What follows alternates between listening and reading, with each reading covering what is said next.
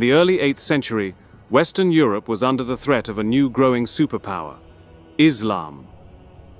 The aggressors and conveyors of this fairly new regime, the Umayyad Caliphate, had advanced rapidly westward across North Africa, crossed into the Iberian Peninsula in 711, and within a few years had overthrown the Visigothic kingdom. By the 720s, the Umayyad governors of Al-Andalus were pressing northward over the Pyrenees, raiding deep into Frankish lands and spreading Islam through conquest. The Franks, led by Charles Martel, mayor of the Palace of Austrasia, who, though not a king himself, was the real power in the Frankish realm. His authority rested on military success and the loyalty of the Frankish nobility. His reputation as a hardened warrior and strategist grew from a series of campaigns that had strengthened his hold over Gaul, modern-day France. In 732, the Umayyad governor of Al-Andalus, Abd al-Rahman al-Ghafiqi, launched a major expedition north. The size of Abd al-Rahman's force is debated, but modern estimates range from 20,000 to 25,000 men, mostly cavalry. His army crossed the Pyrenees and advanced through Aquitaine, sacking Bordeaux and defeating Duke Odo of Aquitaine. Unable to resist alone, Odo turned to Charles Martel for aid. Though Odo had been Charles's rival, the dire threat of the Islamic expansion had forced them into an alliance. The Muslim host was formidable, composed of Berber cavalry, Arab veterans, and light infantry accustomed to swift maneuvers. They were battle-hardened troops, skilled in mobile warfare. Their mobility, coupled with their previous successes, gave them a fearsome reputation across Europe. Charles Martel raised perhaps 15,000 to 20,000 men. By contrast, his army was almost entirely heavy infantry. The core of his strength was the disciplined Frankish foot soldier, armed with shield, spear, and sword, and armored with mail and shields. They fought in tightly ordered ranks, forming a defensive phalanx rather than seeking open field charges. Martel's forces were veterans of many wars against both external enemies and internal rivals. The armies met between Tours and Poitiers, near the road linking the Loire and Vienne rivers. Charles chose a strong defensive position on a slightly elevated terrain, surrounded by woods which blunted the mobility of the Umayyad cavalry. He ordered his men into a dense phalanx-like formation, designed to absorb repeated cavalry charges. For a week, the two armies skirmished and watched one another, neither willing to commit. When battle was finally joined, the Muslim cavalry charged again and again at the Frankish lines. Each time, the infantry held fast, their shields and spears braced in disciplined formation. Abd al-Rahman continued to order repeated charges of his cavalry against the Frankish line. Normally, their speed and shock would overwhelm infantry, but the Franks stood firm. Their shields and spears locked tightly. They fought in disciplined ranks rather than breaking under pressure.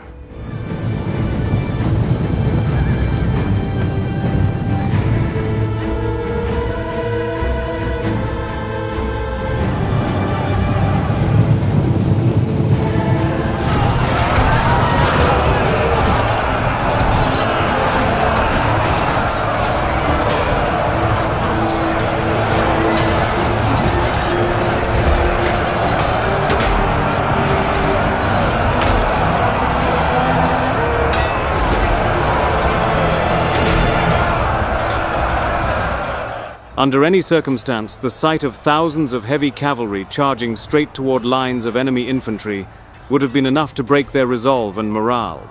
However, the bravery of the Franks proved to be unmatched throughout the European continent. The Frankish troops in their disciplined ranks, utilizing the ever-reliable phalanx formation, which had been used as far back as the Spartans at the Thermopylae Pass, 1,300 years prior, held firm. The Muslim cavalry did not gain as much as an inch in their struggles. Regardless, Abd al-Rahman was confident that eventually the repeated rotations and charges of his heavy cavalry, in conjunction with his infantry, would inevitably break through the Frankish lines, so he opted to continue the heavy onslaught. Each attack cost a blow to his numbers. As the Franks were just as stubborn as al-Rahman was, they would not budge and repelled each Muslim attack vigorously.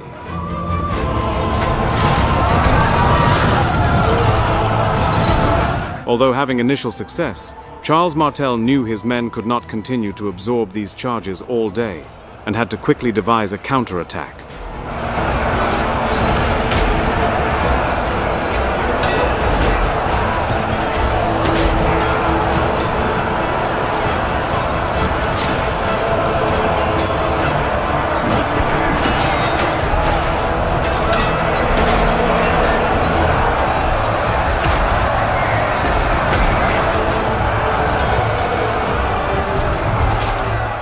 The continuous Muslim charges began to take their toll on the Frankish lines.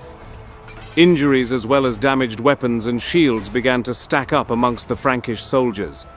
Charles had to rotate his ranks. Less experienced, lighter equipped troops were ordered to the forefront to replace the tired or injured heavier Frankish troops. This was when Al-Rahman saw an opportunity. He opted to send in infantry to test the lesser experienced Frankish troops, giving him the opportunity to probe the battle lines for any weak points in the enemy formation to open up. The Frankish troops braced themselves, full of confidence with their solid performance throughout the day, and the presence of their commander and leader Charles Martel. These Christian men were ready to fight till the death in defense of their lands if need be.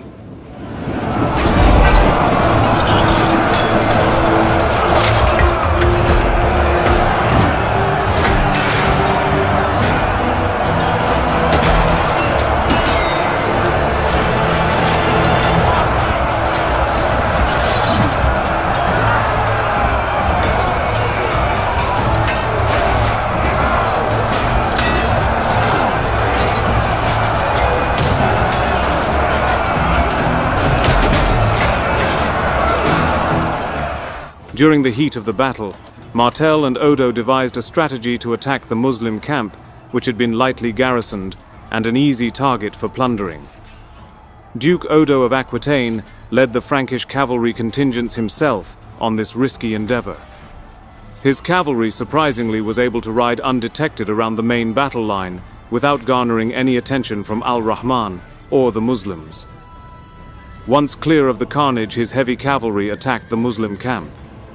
The garrison was able to form a formidable defense and hold Odo's men at bay, just long enough for a messenger to alert Al-Rahman of the situation. The tide shifted when word spread through the Muslim ranks that Frankish raiders had struck their camp and was destroying their baggage trains. The Muslim baggage train contained all of their food, supplies, and precious loot they had acquired during their campaign in the region.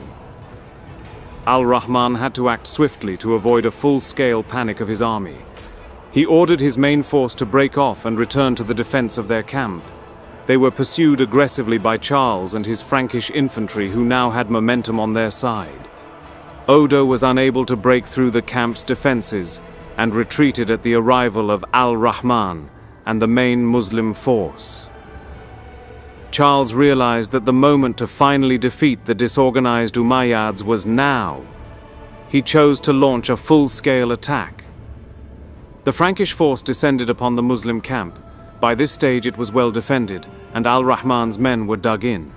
Charles gave the order, and his men attacked and engaged the Muslims. Al-Rahman ordered his men to sally from the camp and counterattack. The two forces clashed and went blow for blow. Surprisingly, the Muslim troops were able to hold off the Franks. Even at some point they pushed back the Frankish assault. A massive breakthrough for Charles came when Al-Rahman, commanding his ranks atop his horse, was reported to have been struck in the head with a projectile, instantly throwing him from his horse and killing him. The Umayyad commander lay dead, whilst the battle continued to rage on. This news, however, did not spread across the Muslim ranks, which enabled them to continue the fight unhindered, and even at one point getting the better of the Franks. Charles, realizing the day was harsh, long and bloody for his men, ordered a tactical retreat back to the Frankish camp, with the intent to besiege the Muslim camp the following day. The following morning, the Franks, determined to put an end to this battle once and for all, formed up for battle. However, they were met with no response. The Muslims, utterly battered and now realized that their leader had fallen, chose to withdraw from the battlefield entirely during the guise of night, whilst the Franks were resting. In their eagerness to leave the region, the Muslims had left large sums of supplies and loot in their camp, possibly for a number of reasons. Perhaps to not slow down their retreat with additional weight is feasible. Another reason, perhaps, is that they left the loot with the intention of satisfying the Frankish army, enticing them not to give pursuit, and allow them to leave the land peacefully. Whatever the case, it worked, as Charles Martel and his force did not pursue. His victory had been hard won, his men exhausted, but the significance was immense. Later, Christian chroniclers described the battle as one of the most important in world history, claiming it saved Europe from Muslim conquest. Modern historians, however, are more cautious. While later Christian chroniclers would exalt Tours as a decisive turning point that saved Christendom, modern historians recognize the nuance. Muslim power in Iberia remained strong, and raids into southern Gaul would continue. Yet the battle checked northern expansion, secured Charles's reputation, and laid the groundwork for the Carolingian dynasty that would soon give rise to Charlemagne.